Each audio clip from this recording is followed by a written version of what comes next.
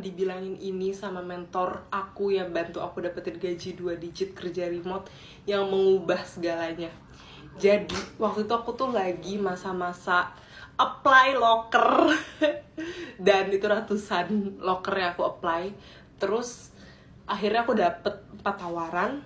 Terus nanti dia bilang gini, Pen, kalau misalnya lu masih awal atau middle karir, kayak masih 1 sampai kayak 3 atau 4 tahun, lu tuh harus pilih 3 prioritas apa yang lu mau dari karir atau pekerjaan lu.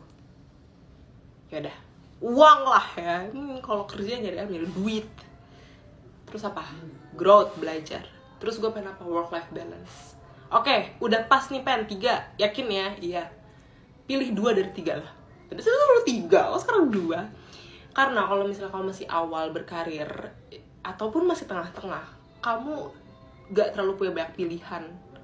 Dan ya kamu seringkali hanya bisa pilih 2 dari 3 yang kamu cari dalam karir kamu.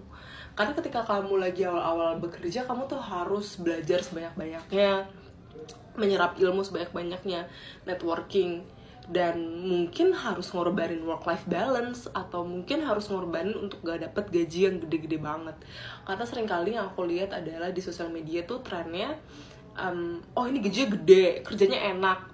Padahal mungkin bisa ada yang kayak gitu, tapi seringkali bisa dapetin kayak gitu tuh setelah bertahun-tahun bekerja. Karena ya skill kamu atau keahlian kamu udah terbangun, pengetahuan kamu, pengalaman kamu, networking kamu juga udah ada, dan kamu udah bisa menavigasi gimana caranya kerja yang efektif.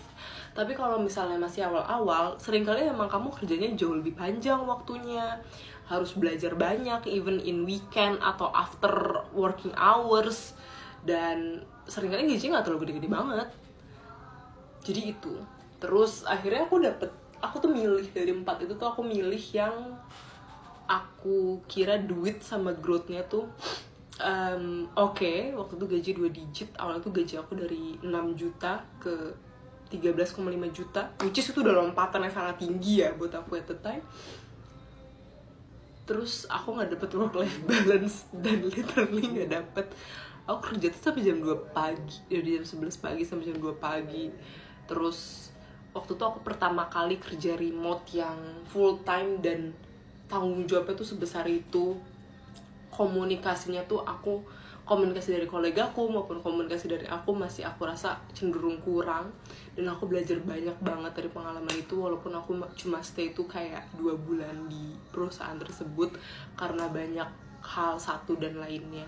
Tapi itu sih, kayak kalau misalnya